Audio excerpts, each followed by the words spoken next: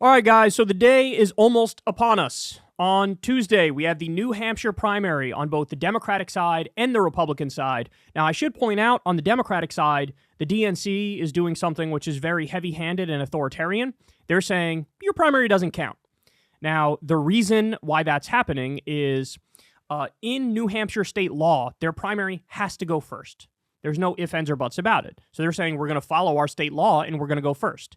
But the DNC tried to jerry-rig the order, and they said, let's put South Carolina first. They say because we care about diversity. In reality, it's because Biden did really well in South Carolina, and they want him to do really well this time as well. So they want South Carolina to go first. So they're sanctioning the South Carolina primary and saying, you're the first, and the New Hampshire one, they're just ignoring.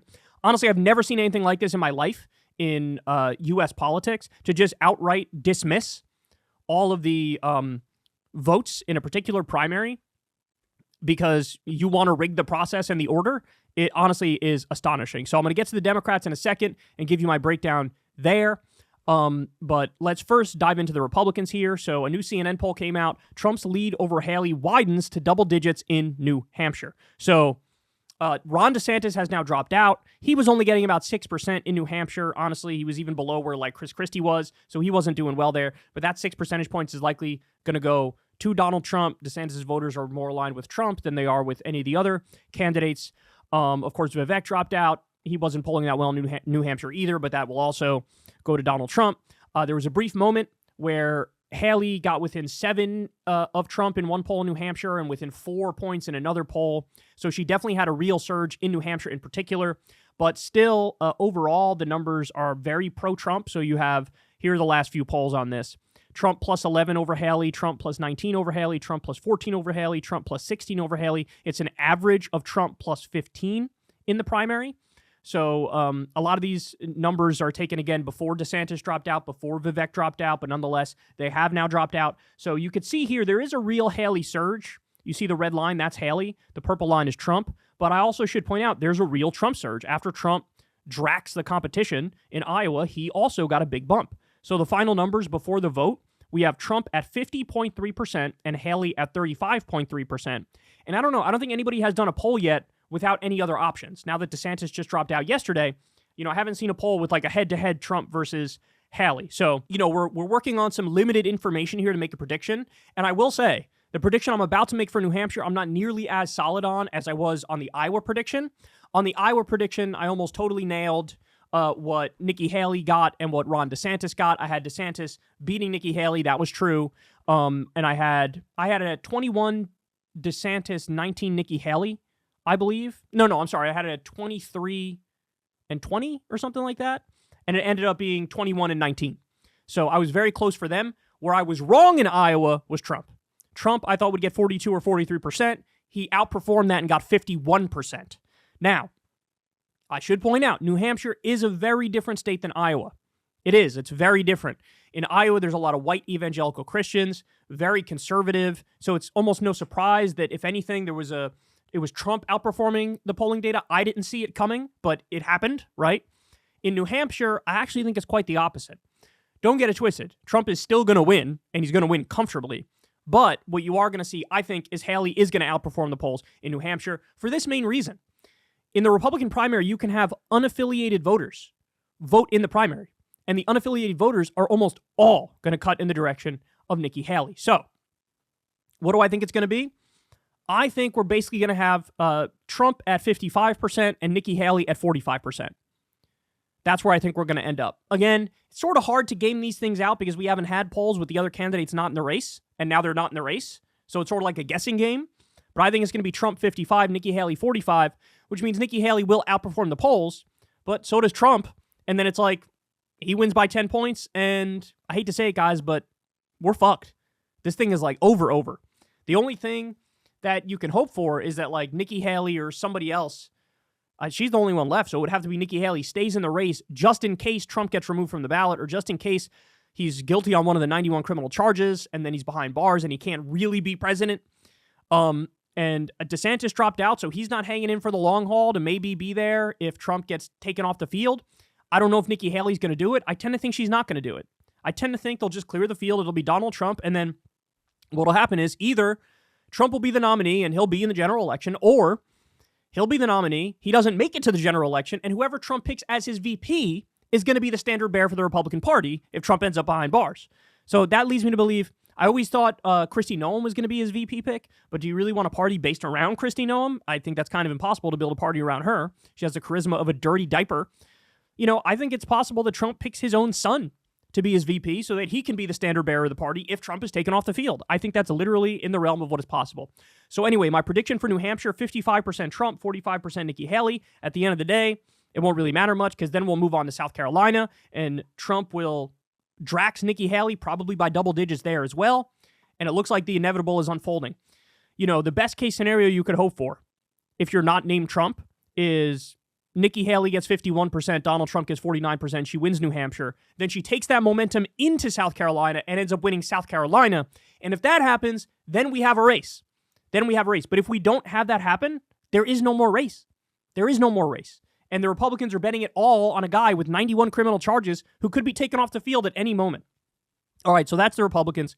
Now let's get to the Democrats. So understand something. Since the DNC is not allowing this to go forward, New Hampshire is sort of putting their middle finger up, and credit to them for that, and they are moving forward with it. But that means Biden's not on the ballot. He's on as a write-in candidate. So he's saying, hey, you got to write my name in order to win. Now, does that make it less likely he will do really well? It actually does. If you have to write the name in, it makes it less likely people are going to do it. It's more likely they just default to some of the names that are there. So what are the names that are there? Well, it's Dean Phillips and it's Marianne Williamson.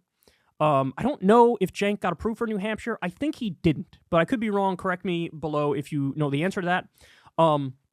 Cenk's having a hard time getting on ballots because, he's not a natural-born U.S. citizen, and some states are allowing it, some states aren't. So I don't know if New Hampshire is or isn't one of those states. You guys can tell me in the comment section below. But in the polling average, even with Biden as a write-in candidate, we have Biden plus 48 on average. Biden plus 53 in one poll, Biden plus 33 in another, Biden plus 58 in another. So you can see here the average of the polls. You have Biden at 58.7%. Dean Phillips at 10.7%, Marianne Williamson at 5.3%. So again, this is the average. This also includes a time when people barely knew who Dean Phillips was. There's a poll that came out recently from the American Research Group, which is like a C+ pollster according to 538. So they're not the best, but they're not the worst. And in this new poll, they actually had Dean at like 32%, and they had Marianne Williamson at 3%. And so in other words, they had him really taking a bite out of Biden. But here's the thing, guys. If you can't beat Biden in New Hampshire, where his name is not even on the ballot, and he literally put his middle finger up to the entire state, then I'm not sure you could beat him anywhere. And that means that this thing is over on the Democratic side as well. So what's my prediction? Here's my prediction. I do think that Dean and Marianne are going to outperform what their numbers are. I do think that, I think Dean will get higher than 10. I think Marianne will get higher than 5. I do. But I still think, despite all that, Biden's going to get maybe just under 50% and end up winning. So, if you can't beat him with this set of facts on the ground, then we got to call a spade. And it looks like, despite all the concerns about his age and all the concerns about the horrible policy decisions he's making, people are still like, that's our guy. We view him as the guy who can take on Trump, and that's why we're going to go with him. So that's my guess. I think Biden will underperform. I think he'll get under 50%, which is a little embarrassing, right? But he'll get under 50%. I do think Dean will outperform his average, and I do think Marianne Williamson will outperform her average. They'll both be above that, but ultimately it'll still be Biden. And so, look, I also have to say this in conclusion. You have to give tremendous credit to Marianne Williamson, and you have to give tremendous credit to Dean Phillips, because they see the same thing you and I see when we look at Biden, where they genuinely fear that this guy's going to hand the country over to Trump again. This is not like 2020. He's lost a step or two. His policy decisions have been horrible. People are genuinely concerned about his age because of his lack of cognitive skills at this moment. And there were only 2 people, well, 3, when you include Cenk, who stepped up and said, we got to do something about this. We got to do something about it. We can't just hand the country over to Trump. And they stepped up and they did their damnedest. But look, the fact of the matter is, and Marianne can testify to this, and I'm sure so can Dean Phillips now, like, if the media is not taking you seriously, even to hate you. I'd rather have the media hate Marianne or hate Dean than just be indifferent to them. But what they faced was media indifference, and that is the death of a campaign. You can survive the media hating your campaign, because if the media hates you, that's going to inspire some other group of people to like you, and boom, your polls can start to go up. But if the media is just indifferent to you, they act like you don't exist, well, then nobody knows you exist, right? And so I know Marianne has done tremendous work on the ground in New Hampshire, and I know Dean Phillips has too. And I think that'll pay off to some extent. But again, politics is so national now that if you're not getting that mainstream media attention, if there's not noise around your name, good or bad, and it's just silence, it's so hard to walk into that tsunami and get out the other side. The tsunami just takes you down with it, right? So that's my guess as to what happens. Biden gets a little under 50%. Dean and Marianne outperform the polls. That is a rebuke of Biden to one extent or another, but again, if you can't beat him here, there's going to be no beating him anywhere. So it'll look like we're heading towards a Trump-Biden rematch. I mean, that's what's very, very likely now, even though this is like the last thing everybody wanted. Hey, y'all, do me a favor and like and subscribe. It helps out big time in the algorithm.